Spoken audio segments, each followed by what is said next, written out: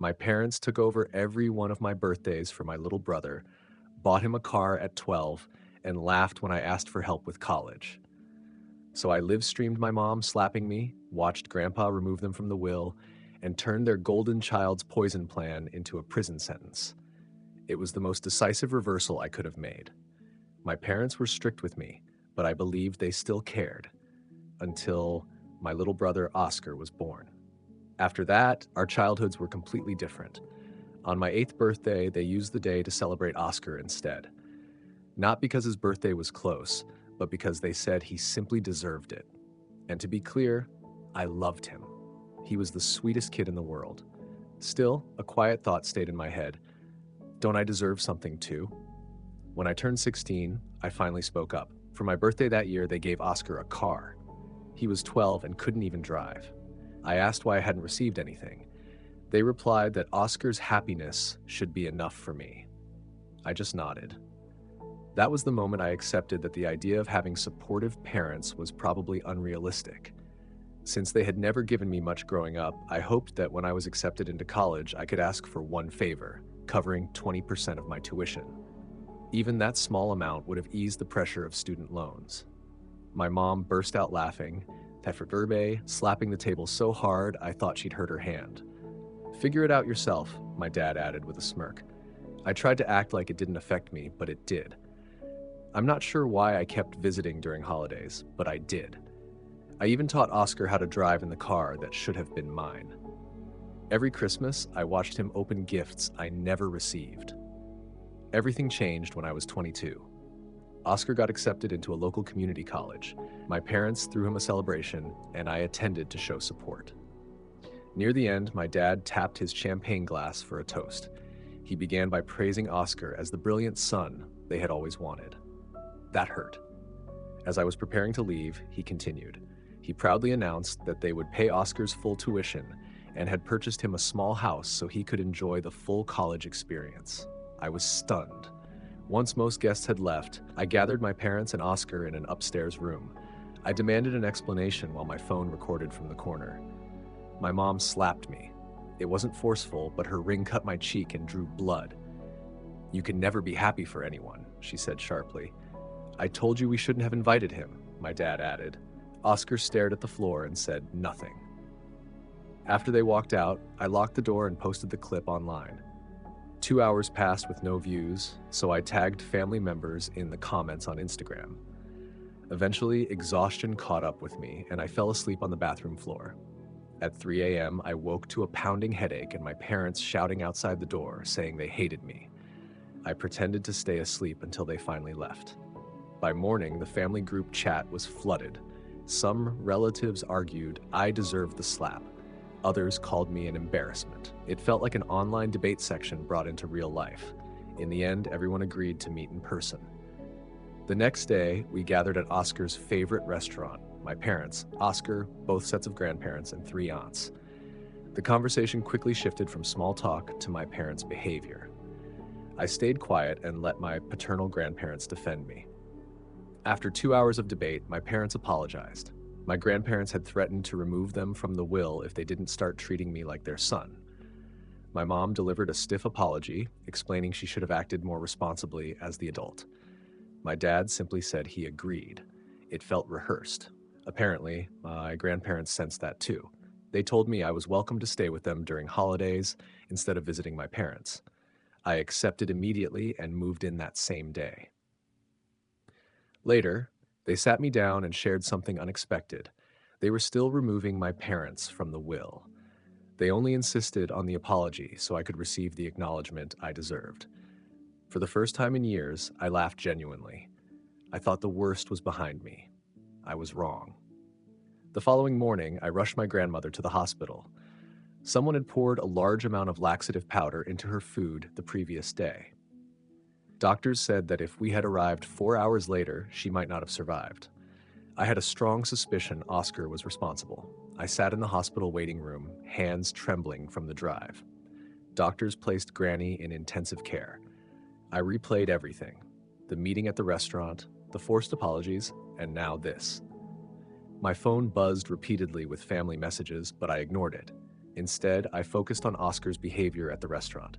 He barely ate. He kept glancing at Granny's plate. He insisted on refilling her water several times. The sliding doors opened, and my grandfather hurried in, still wearing pajamas.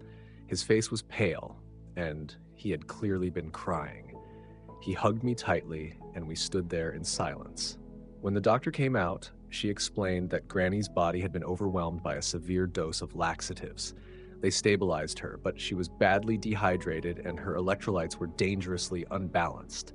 If we had waited any longer, her heart could have failed.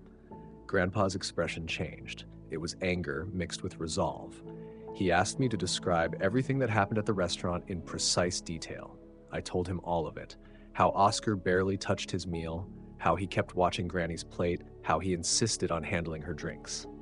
Insisted on sitting beside Granny.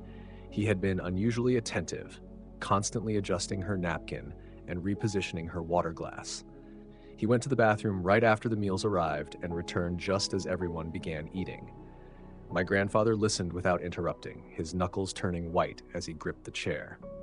When I finished, he stood up calmly and took out his phone. He made 3 calls. First to his lawyer, second to a private investigator he knew from his business career.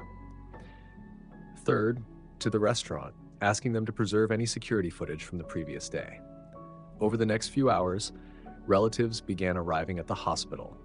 My parents came with Oscar, acting confused and concerned. My mother rushed toward me, asking what had happened in an exaggerated, worried tone. I looked at her silently, remembering the slap from days earlier. Oscar stayed near the doorway, hands in his pockets, repeatedly checking his phone and glancing toward the exit.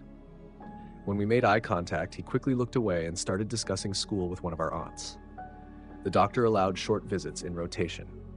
When it was my turn, I found Granny awake but weak, connected to multiple IV lines. She squeezed my hand as I sat beside her. She whispered that she began feeling unwell shortly after eating at the restaurant. The cramps started during the drive home and worsened overnight. She had been too embarrassed to wake anyone until the pain became unbearable. I stayed until visiting hours ended, then returned to my grandparents' house. Grandpa was already at the kitchen table with his laptop and several printed documents. The investigator had gathered initial findings. He showed me the restaurant footage. The image quality was average, but Oscar could clearly be seen leaving the table and walking toward the bathroom. Instead of entering, he stepped into the kitchen area for about 30 seconds before returning. Grandpa had also contacted the restaurant about their supplies. A large container of industrial-strength lactive powder used for grease traps was missing, the same substance identified in Granny's system at the hospital. We understood the implication, but proving it formally would be difficult. There was no direct footage of him taking the substance or placing it into the food. The evidence was circumstantial. The next morning, I changed my approach. Rather than confronting Oscar, I began observing him more closely. I installed a discreet security camera in the hallway outside Granny's room, concealed inside an old smoke detector. I also documented everything, every visit, every unusual question about her health. A pattern developed quickly.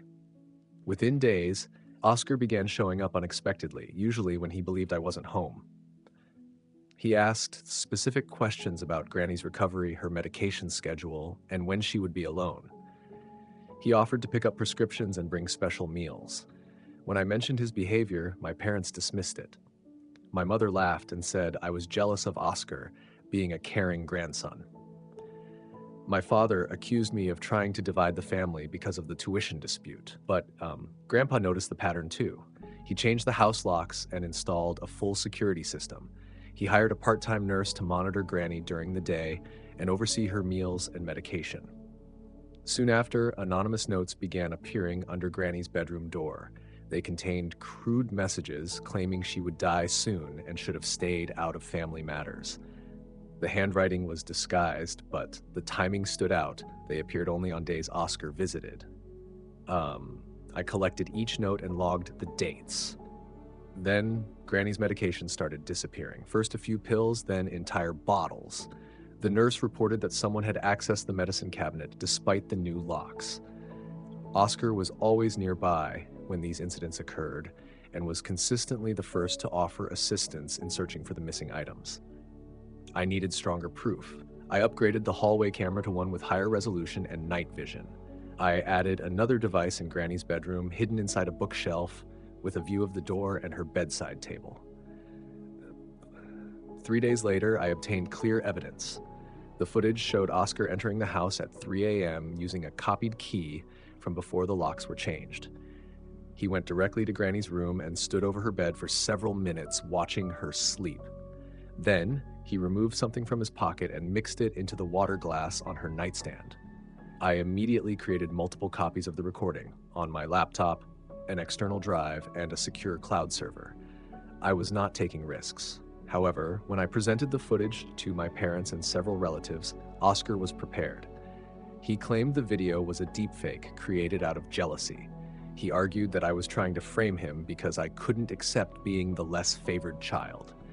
He began crying, insisting he loved Granny and would never harm her. He accused me of being unstable and suggested I needed professional help.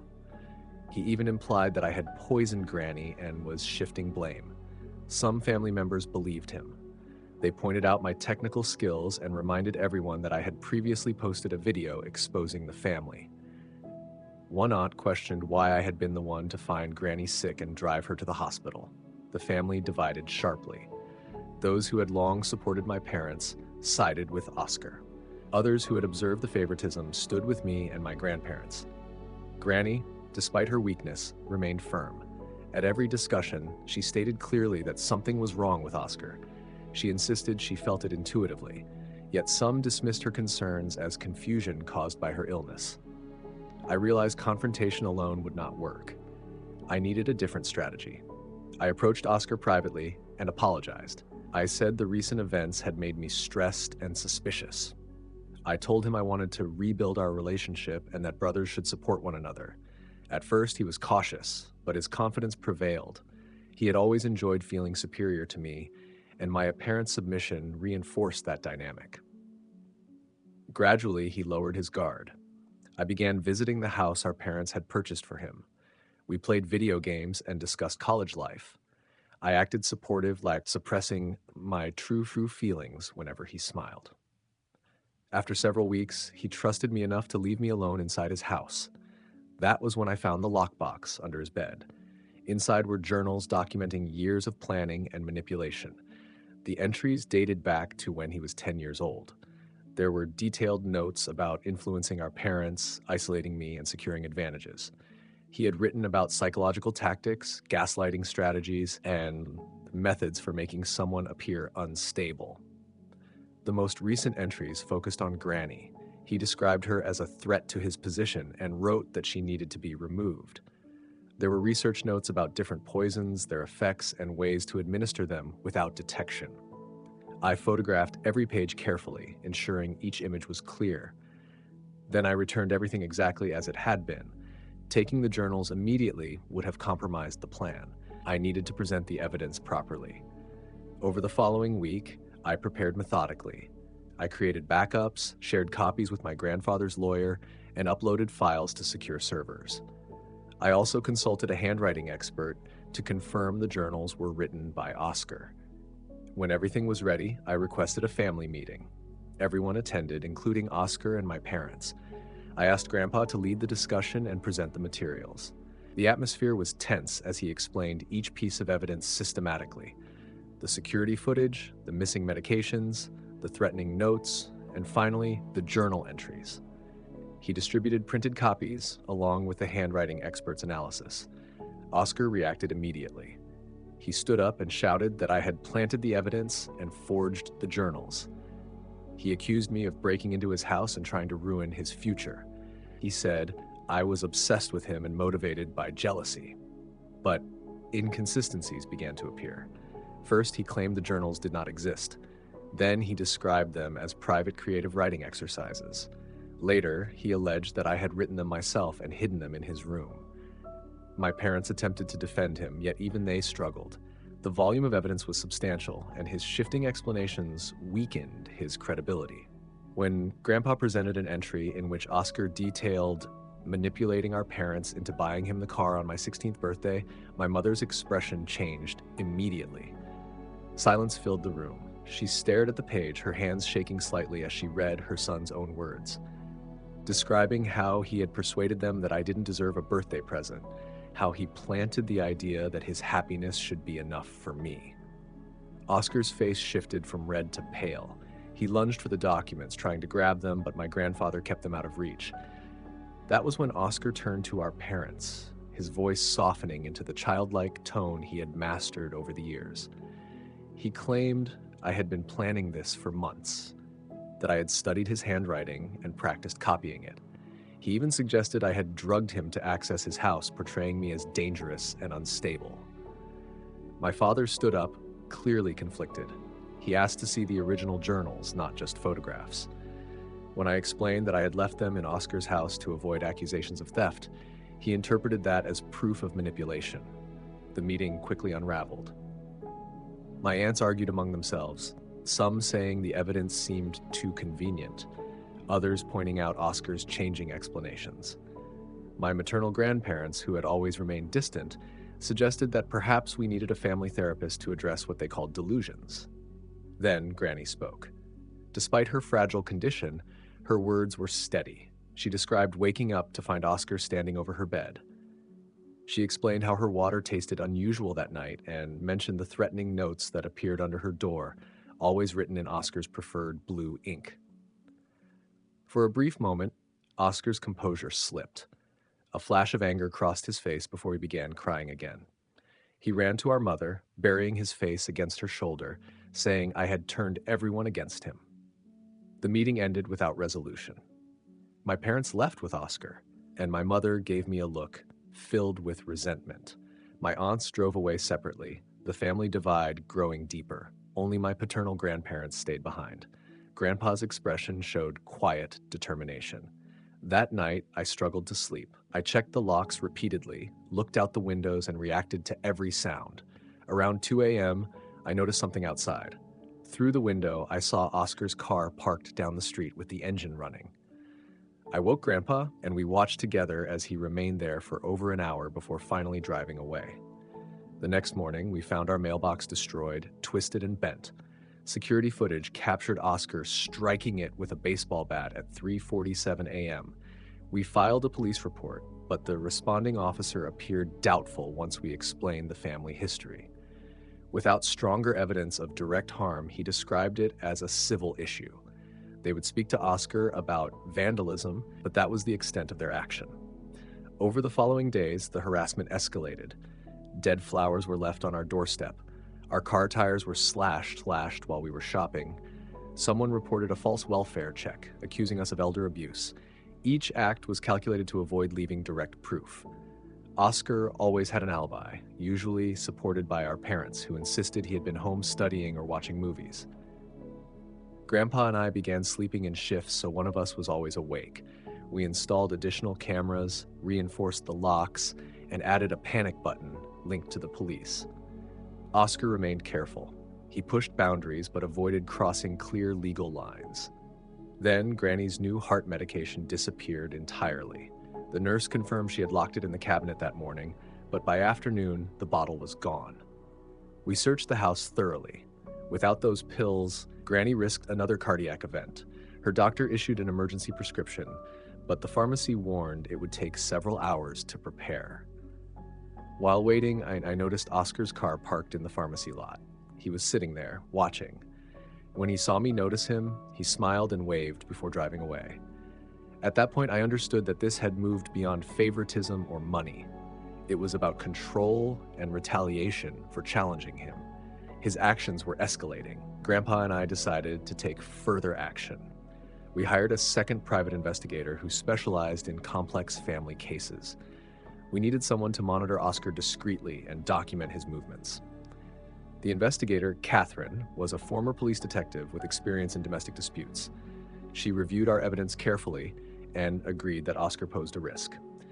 Surveillance began immediately. Within a week, Catherine documented Oscar following Granny's nurse to her apartment and waiting outside for hours. She recorded him purchasing large quantities of over-the-counter medications that could be harmful when combined. She tracked online activity where he researched drug interactions under false names. The most concerning discovery occurred when she followed him to a meeting with a known dealer of prescription medications. Oscar exchanged cash for a small package. We considered going to the police immediately, but Catherine advised patience. To pursue charges effectively, we needed to catch him in possession of substances with clear intent to harm. She proposed a controlled setup. We announced in the family group chat that Granny had a routine hospital checkup and would be alone for several hours during testing. In reality, she stayed safely at a friend's house while Catherine and another investigator monitored the hospital. Oscar responded exactly as expected. Cameras recorded him entering the hospital carrying a small bag and heading directly to the room number we had shared. When he found it empty, he panicked. He called our parents, claiming he had come to visit Granny but could not locate her. My mother called me immediately, accusing me of putting Granny at risk by moving her without informing them. Anyone. I acted confused, saying she was exactly where we had said she would be. The misunderstanding bought us time. Catherine followed Oscar as he moved through the hospital, becoming increasingly restless. Eventually, he threw the bag into a medical waste bin and walked out quickly. Catherine retrieved it right away. Inside were enough opioids to cause a fatal overdose. This time, we had solid proof of intent. Catherine had recorded the full sequence, from the purchase of the substances to the hospital visit. We brought everything to the police, but Oscar had one final move prepared. That evening, before authorities could act, he arrived at our house with our parents. They insisted on coming inside, saying we needed to talk. Despite my hesitation, we opened the door. Oscar appeared calm and composed. He sat down and said he had been reflecting. He claimed he wanted to apologize and repair the damage. He even suggested family counseling. My parents supported him, saying he had come to them in tears, acknowledging how much pain he had caused. They asked us to withdraw the police report and resolve the matter privately. My mother knelt down, pleading for another chance for him. But I noticed details others ignored. Oscar's eyes repeatedly shifting toward Granny, the way he positioned himself between her and the exit, and how his hand kept brushing against his pocket. I excused myself and called Catherine. She was already on her way and informed me that police were en route. She told me to keep the conversation going. When I returned, Oscar offered to prepare tea as a gesture of peace. He insisted on using Granny's special blend, the one she drank for her heart condition. I watched carefully as he prepared it in the kitchen, standing in a way that blocked our view of his hands. He brought the tray out and personally handed Granny her cup, smiling steadily. Before she could drink, I knocked it from her hand. The cup shattered, and tea spilled across the floor. Oscar's composure disappeared. He lunged at me, shouting that I had ruined everything. He said Granny was meant to suffer for interfering, and that I was supposed to pay for being born first, for forcing him to compete for what he believed was his. My father tried to restrain him, but Oscar pushed him aside. He pulled a small knife from his pocket. At that moment, Catherine entered with 2 police officers. Oscar turned toward them, knife still in hand. Then, unexpectedly, he laughed. He dropped the knife and raised his hands. As officers placed him in handcuffs, he looked at me and said quietly, "This isn't over." Oscar was taken into custody. The impact on our family was undeniable. My parents stood in the living room in shock. My mother collapsed into a chair, crying, not for Granny or for me, but for Oscar. She kept insisting there must be an explanation. My father remained silent, visibly changed. Catherine had the spilled tea tested. It contained a lethal concentration of the same opioids he had attempted to discard at the hospital. A few sips would have been fatal within hours. Oscar was charged with attempted murder, possession of illegal substances, and stalking. The case against him was strong, yet my parents hired an expensive defense attorney, exhausting their savings to represent him. The family group chat became active again. Those who had defended Oscar fell quiet. Others expressed disbelief. Some blamed my parents for enabling him. A few blamed me for escalating matters. The family unit was fractured beyond repair. Inside our home, however, a cautious calm settled. Granny was safe. The fear that had dominated daily life began to ease. Still, The outcome felt complicated. I had lost my parents entirely, and that reality remained painful. Grandpa hired private security as a precaution. Oscar was released on bail, restricted to our parents' home with an ankle monitor. We all knew the trial would be difficult and highly public. I focused on helping Granny recover. The stress had worsened her heart condition, and she required constant care. I moved a cot into her room and stayed beside her at night. One evening, she held my hand and said she was proud of me. She believed I had saved her life. Then she said something unexpected. She felt sorry for Oscar, not for his actions, but for what he had become. She believed our parents had created the situation by never setting limits, by convincing him he was entitled to everything, and by teaching him that I was less important. In trying to give him all advantages, they deprived him of empathy and accountability. Her perspective stayed with me. Oscar had not been born this way. He had been shaped over time, and now everyone was facing the consequences. Catherine continued assisting us as a security consultant while preparing for trial. She uncovered additional evidence. Oscar had been planning extensively. The journals were only part of a larger pattern. She found online posts under aliases where he sought advice on inheritance law and methods to make deaths appear natural. He had communicated with individuals who discussed eliminating relatives for financial gain. He had been studying and preparing for a long time. The prosecutor built a strong case, but Oscar's attorney argued he was a troubled young man who had broken under pressure and required treatment, not incarceration. They presented character witnesses, teachers and acquaintances who had only seen his public persona. My parents refused to speak to me. Through relatives, I learned they were visiting Oscar daily, bringing meals and books. They convinced themselves that the truth would emerge in court. 3 weeks before trial, Oscar disappeared. His ankle monitor was found cut in his bedroom, along with a note that read, "I'll be seeing you." My parents panicked and contacted the police, claiming he had been abducted. Security footage showed otherwise. Oscar left calmly at 4 a.m., carrying a backpack. A warrant was issued. Investigators discovered he had emptied his bank accounts, sold his car for cash, and obtained false identification. Catherine learned he had researched countries without extradition agreements. My parents blamed me again. They arrived at our house accusing me of driving him away and destroying the family. My father attempted to force his way inside, but the hired guard intervened. They left threatening legal action. For days, we remained on alert. Every slow-moving car and unexpected sound heightened anxiety. Granny's health declined under the stress. Then small packages began arriving. No return address. Inside were photographs of our house from various angles, images of me at the store, and pictures of Granny through her bedroom window. Each had a handwritten note, "Still watching. You can't hide. Family first." Catherine traced the mailings to multiple post offices across the state. Oscar was moving frequently, but becoming careless. One photo captured a partial license plate reflected in a window. Her contacts identified the vehicle as belonging to a woman named Jamie, who had reported it stolen. Further investigation revealed she had been communicating with Oscar through a dating app and likely provided the car voluntarily. We were narrowing down his location when another crisis occurred. I had gone to collect Granny's prescription, leaving her with the nurse and security guard. When I returned, the front door was open. The guard was unconscious outside. The nurse was locked in the bathroom. Granny was missing. I called emergency services immediately. The house showed signs of struggle. Her medication was scattered, and her alert devices had been destroyed. Investigators later found chloroform residue in the garden and tire tracks from a different vehicle.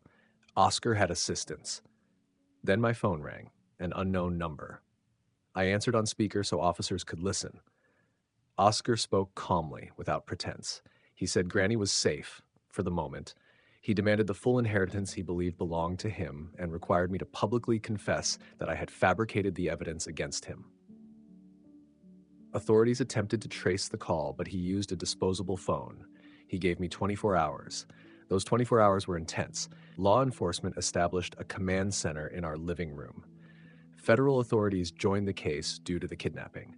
My parents arrived demanding involvement, still insisting Oscar would not harm anyone. Catherine believed he had help, someone experienced. She began reviewing the online contacts he had communicated with regarding inheritance schemes. The breakthrough came unexpectedly. One of my aunts, who had previously defended Oscar, called me in tears. She said Oscar had contacted her, demanding money and threatening to harm Granny if she refused. For my aunt, that was the moment the illusion ended. She had recorded the call. In the background, we could hear a woman telling Oscar to hurry. Catherine enhanced the audio and ran voice recognition. The woman was identified as a known con artist named Catherine, who targeted elderly victims. With that lead, the FBI narrowed down possible locations. Catherine owned a remote cabin about 3 hours north, inherited from a former victim. It was isolated and ideal for hiding someone. A rescue operation was scheduled for dawn. I wanted to go, but the FBI declined, so Grandpa and I waited at home, unable to eat or sit still. At 7:23 a.m., we received the call. Granny had been found. She was dehydrated and frightened, but physically safe. Oscar and Catherine were arrested after attempting to flee. The cabin contained extensive evidence, additional journals, detailed plans targeting other relatives, and research on poisons designed to avoid detection. When I saw Granny brought into the hospital, pale but conscious, I broke down. She managed a faint smile. She told me Oscar had spoken for hours about how unfair life had been, how he believed he deserved everything, and how I had taken his birthright simply by being born first. Catherine, we later learned, had been guiding him for months. She found him through online forums where he asked about inheritance laws. She recognized his entitlement and saw an opportunity. She coached him, intending to split the inheritance once Granny was gone. The trial was moved forward. Oscar attempted to claim Catherine had manipulated him, portraying himself as another victim. However, the evidence was extensive. His journals, surveillance footage, recorded calls, and witness testimony. Even my parents could not deny reality after hearing recordings of Oscar calmly discussing ways to stage Granny's death as natural. On the day of sentencing, my parents finally seemed to understand the consequences. My mother approached me outside the courthouse, looking visibly aged. She tried to apologize, but struggled to form the words. My father stood quietly beside her, shoulders lowered, confronting the outcome of years of favoritism. Part of me wanted to forgive them. I still felt the instinct to seek their approval. But Granny's words stayed with me. Their choices had shaped this situation. Their neglect and constant preference had taught Oscar he was entitled and taught me I was less. Oscar received a 25-year sentence. Catherine received 30 years due to prior convictions. As he was escorted away, Oscar looked at me without anger or defiance, just emptiness. He had lost everything while trying to claim what was never his. The family began to recover slowly, though it would never return to what it was. Some relatives apologized for not recognizing the truth sooner. Others distanced themselves out of embarrassment. The family group chat was deleted. Gatherings became smaller and quieter. My parents attempted to rebuild a relationship with me, but I maintained boundaries. Trust once broken on that scale does not fully return. Eventually, they moved to another state, starting over where no one knew their history. I later heard they volunteered with troubled youth, trying to make amends in their own way. Grandpa and Granny formally adopted me. At 23, it might have seemed symbolic, but it meant everything. For the first time, I had parents who chose me intentionally. The inheritance that had once been a threat became a trust for my future. I completed college without debt because of my grandparents' support. I found a career I genuinely enjoyed and began therapy to process everything that had happened. Gradually, I built a stable life, one defined by value and respect. Once the stress lifted, Granny's health improved. She lived another 6 years and passed peacefully in her sleep at 91. At her funeral, I spoke about her resilience and wisdom and how she had saved me as much as I had protected her. Grandpa and I stood together as we said goodbye to the person who showed me what family truly means. The house felt quieter without her, but her presence remained. Grandpa and I supported each other. He began teaching me his business, preparing me to take over one day. We rarely spoke about Oscar, though sometimes I noticed him looking at old photos with quiet sadness. Years later, I received a letter from Oscar in prison. He wrote that he was attending therapy and beginning to understand his actions. He did not ask for her forgiveness, only said he was trying to change. I never replied. Some bridges cannot be rebuilt. Life continued. I met someone who understood my complicated history with family. We created our own traditions and defined loyalty and love on our terms. When we had children, I made sure they understood they were equally valued. The cycle of favoritism ended with me. Occasionally, I drive past my parents' former house, now owned by strangers. I think about the younger version of myself who only wanted to be loved. He deserved more, but he survived. He found a real family and learned that blood does not automatically equal care. Grandpa is still with me, though he is slowing down. We care for each other as families should. Every Sunday, we visit Granny's grave with fresh flowers and updates about our lives. I tell her about my children, my career, and the normal life built from what once felt like ruin. Oscar will be eligible for parole in a few years. My lawyer believes release is unlikely given the severity of his crimes. Part of me hopes he has genuinely changed. Perhaps prison provided the structure our parents never did. Still, I maintain a strong security system at home as a precaution. Family trauma does not disappear entirely. You learn to manage it and to build something healthier despite it.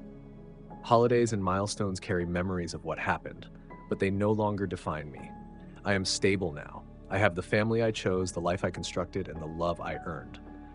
Sometimes the strongest response is not revenge, but simply living well despite what others tried to take from you. The video I posted years ago still resurfaces online from time to time. People ask for updates, unsure whether the story was real. I do not respond. That chapter is closed for me. Because survival is not dramatic, it is consistent. It is choosing each day to be better than the environment that shaped you. It is building care where there was neglect and creating belonging where there was only biology. And sometimes the clearest lesson parents give their children is not what to become, but what to avoid becoming.